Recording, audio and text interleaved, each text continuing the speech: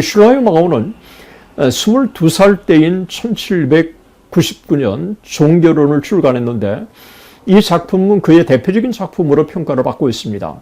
5번의 강연으로 구성된 이 책의 두 번째 강연, 종교의 본질은 슐라요 마오의 신학을 이해하는 중요한 논고입니다. 그는 종교의 본질을 직관과 감정, 무한에 대한 감각과 맛에서 찾았습니다. 그는 우주에 대한 직관적 감정을 종교의 최상의 형식으로 이해한 것입니다. 안녕하십니까? 정신대학교 신학대학원 명예교수 박용규입니다. 오늘 현대교회사 두 번째 시간을 여러분들과 함께 같이 나누도록 하겠습니다. 계몽주의 이후에 신학의 발달은 유럽, 특별히 독일을 중심으로 전개되었습니다. 계몽주의 이후의 신학사전은 슐라요 마오, 헤겔, 슈바이처, 키엘케고르 등을 중심으로 크게 네 갈래 방향으로 전개됩니다. 첫 번째 방향은 현대신학의 아버지라 불리는 독일의 베를린 대학교의 교수였던 슐라요 마오의 등장으로 시작된 현대의 구자유주의 신학입니다. 교회사적으로 구자유주의 신학이라고 불립니다. 이 신학의 경향은 1864년부터 괴팅건 대학의 교수로 재직하던 알브레히트 리출과 후에 루돌프 하루낙에 의해서 더욱 발전되었습니다. 두 번째 신학의 방향은 슐라요 마오와 동시대의 인물이었던 1818년부터 베를린 대학교의 철학 교수로 재직하던 헤겔로부터 시작됩니다. 여기에는 바이더만, 바우어, 스트라우스, 그리고 푸에르 바하, 칼 막스 등이 포함된다고 할 수 있습니다. 세 번째 현대 사조의 종류는 좀 더 최근의 동향으로 이들의 사상은 독창적이라기보다는 처음 두 조리의 사상이 시대에 반영된 후대에 반영된 현상이라고 보는 것이 합당할 것입니다. 엘버트 슈바이처를 중심으로 한 역사적 예수 탐구와 종교 사학파를 들 수 있습니다. 요하네스 바이스, 브레데, 마르틴 칼로, 그리고 트롤치 등을 들 수가 있습니다.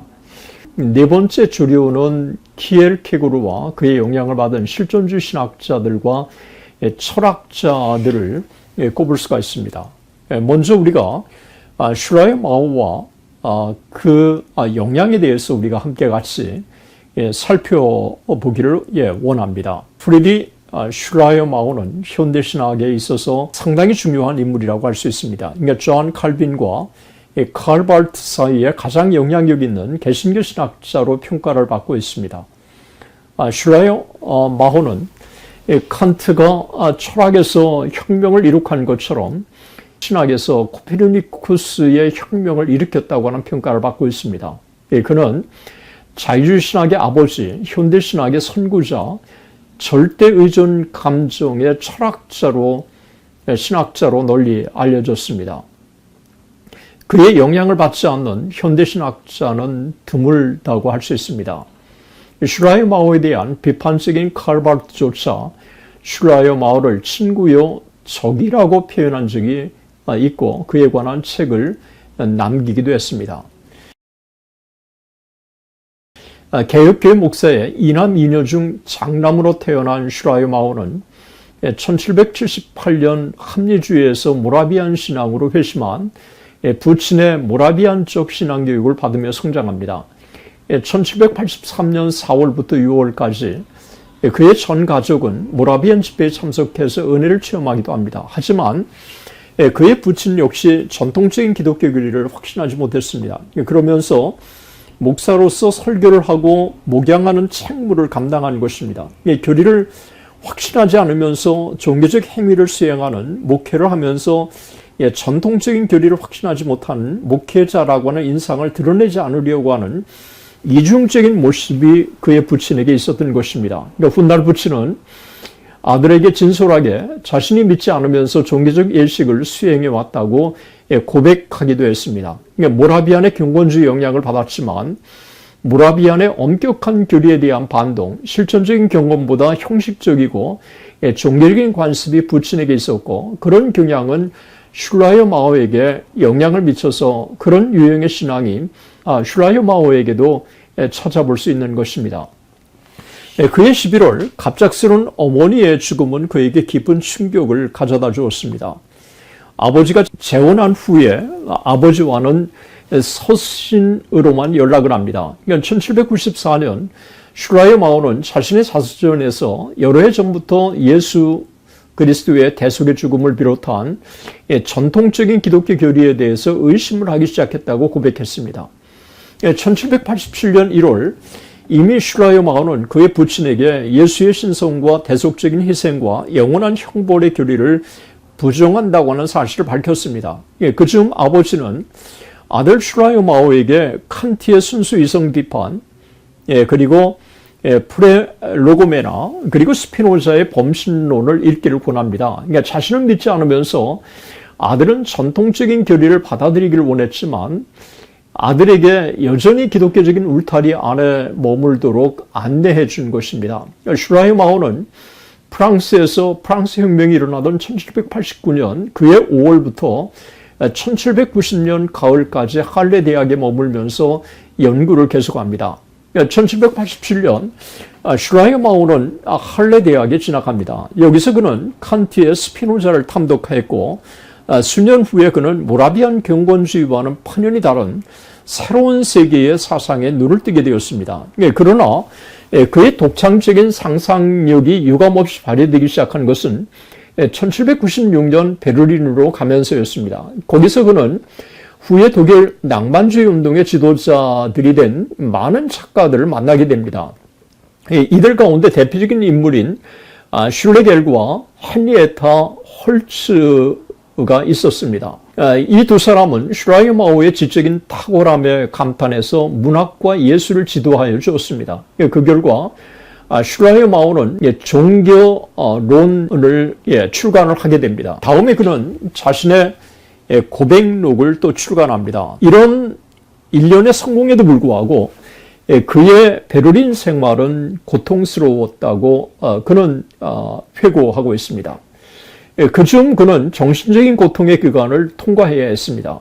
그것은 베를린의 한 목사의 아내였던 유부녀 여인 일레아노레 그룬나우를 무섭게 사랑했고 그녀와 은밀한 관계도 가졌습니다. 하지만 그녀는 자신의 남편을 떠나지 않았고 결국 일레나우레가 슐라이오 마오의 사랑을 거절하면서 둘은 영원히 헤어집니다.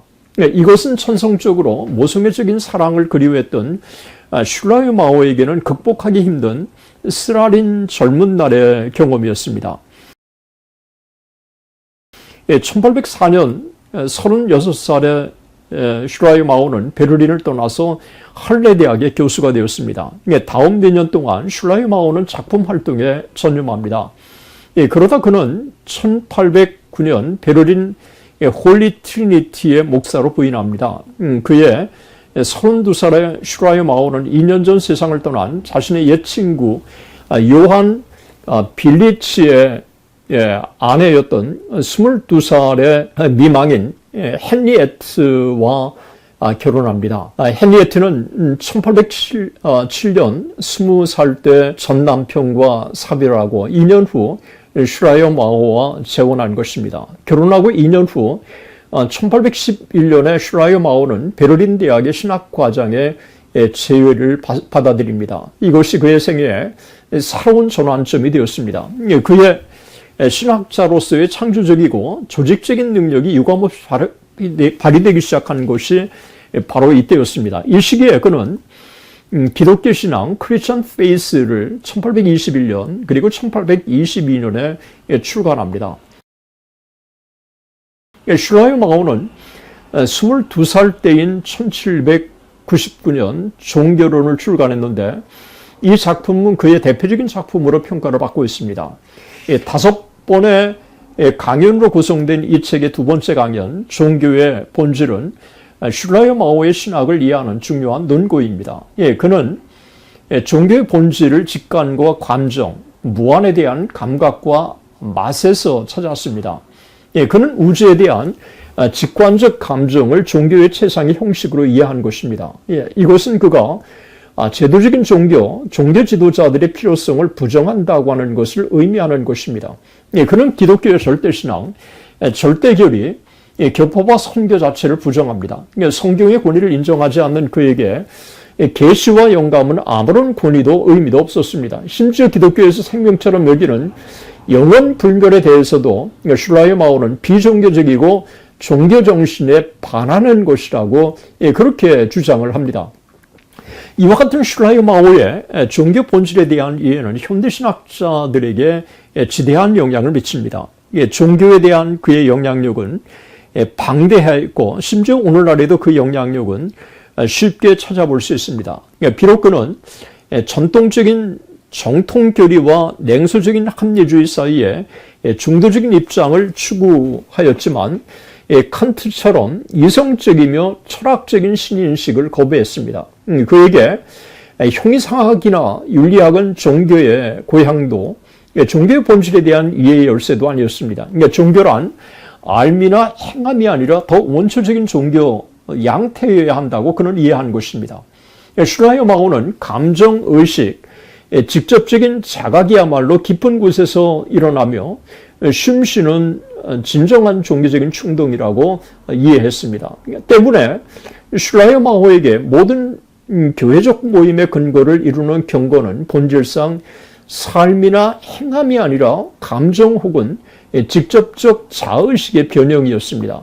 이 경건성의 자기 정체적 본질은 바로 절대 의존 의식이고 결국 이것은 하나님과의 관계하고 있는 의식과 같은 의미를 지니는 것이었습니다. 인간으로서의 우리의 존재의 핵심은 바로 본질적인 종교의식에 있다고 보기 때문에 종교는 인간 자신 안에 내재해 있으면서 동시에 하나님의 실제에 본질적으로 관계되어 있다고 본 것입니다. 그러니까 본질적인 이 종교의식이란 두 가지 사실, 즉 인간의 유한성과 자신의 의존하는 무한성에 대한 동시적인 의식을 포함합니다. 그래서 슐라이마오는 종교란 절대의존 감정이라고 결론을 지은 것입니다. 정통주의 합리론자들과 헤겔이 종교를 이론적 지식으로 인식하였고 자연신론자들과 임마누엘 칸트가 종교를 도덕과 동일시하였다면 슐라이마오는 종교를 철저하게 절대의존 감정으로 인식한 것입니다. 그에 따르면 심리학은 모든 정신생활의 지각, 감정, 그리고 활동 등 세 가지 본질적인 요소를 제공합니다.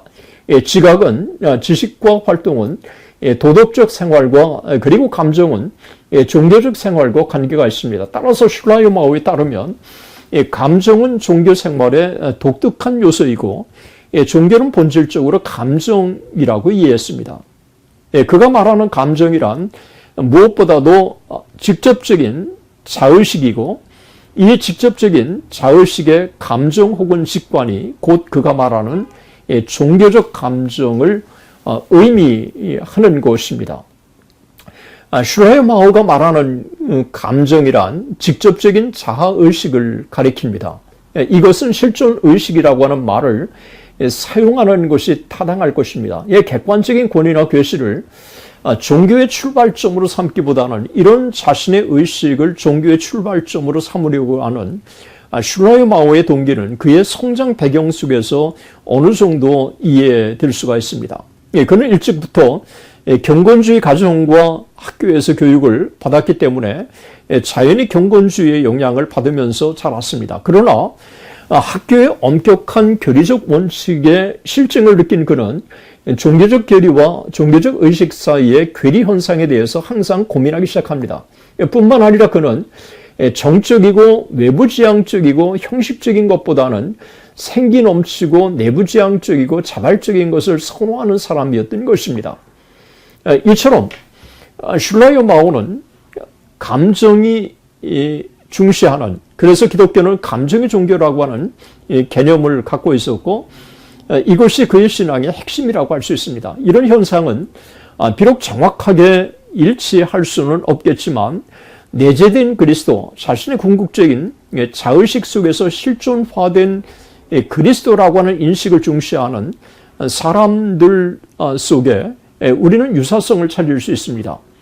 내재된 그리스도는 슐라요 마오의 종교적 감정으로서의 자의식과 비교될 수 있는 것입니다. 한국의 정경옥은 스스로 슐라요 마오의 영향을 받았다고 고백합니다. 그러니까 신학을 역사신학, 이론신학, 실천신학으로 대별한 슐라요 마오의 신학 방법론은 정경옥에게도 심대한 영향을 미치게 된 것입니다.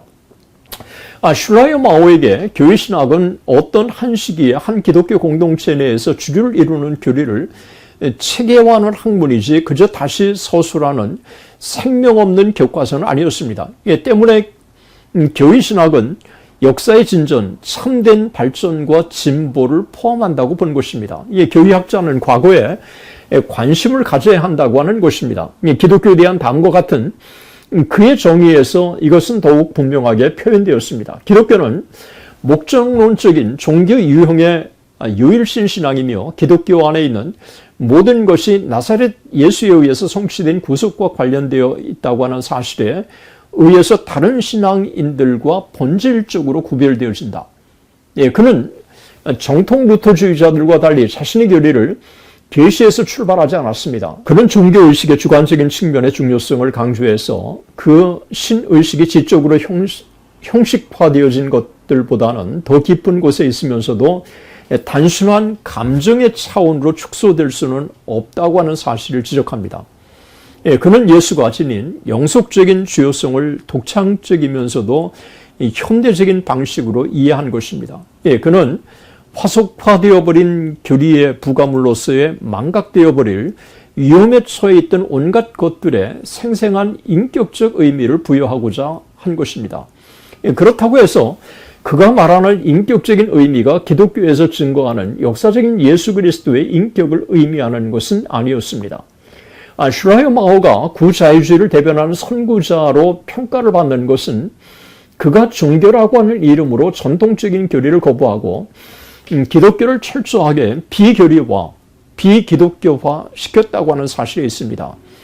그는 전통적인 종교적인 경험, 인격적인 신, 기독론, 삼위일체론, 성서론, 제도적인 종교의 필요성 모두를 부정합니다.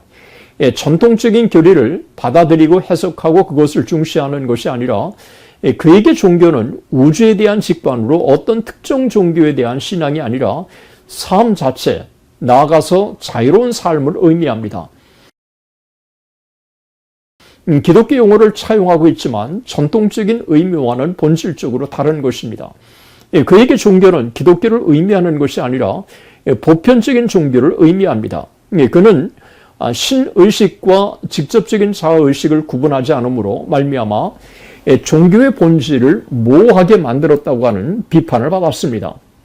그가 예수의 신성과 그의 구속의 사역을 신의식이라고 하는 용어를 빌려서 해석하지만 기독교를 단지 내적 의식과 역사적 발달이라고 하는 제 범주 속에 국한시켜 표현하려고 한 것입니다. 게다가 기독교 유일성과 독특성을 이야기하면서도 기독교를 세상의 제 종교 가운데 한 종교로 표현하는 경향이 있습니다. 그러니까 슐라요 마오의 본질적으로 낭만주의적인 견해가 역사 및 신학적인 진리의 본질, 그리고 하나님의 실체에 대한 기독교 신앙을 재구성하는 데 있어서 과연 적절한 수단이 될 수 있는가의 근본적인 의문을 제기하지 않을 수 없는 것입니다.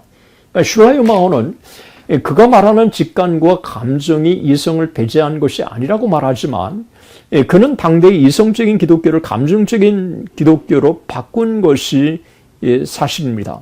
이런 이유 때문에 직관과 감정으로의 종교적인 본질에 대한 슐라요 마오의 정의는 심지어 같은 구자유주의 신학을 대변하는 알브레히트 리출로부터도 강한 비판을 받았습니다. 이 리출은 슐라요 마오의 종교의 본질에 대한 정의가 종교에 대한 정의가 아니라 미학적인 감정이라고 강하게 비판한 것입니다.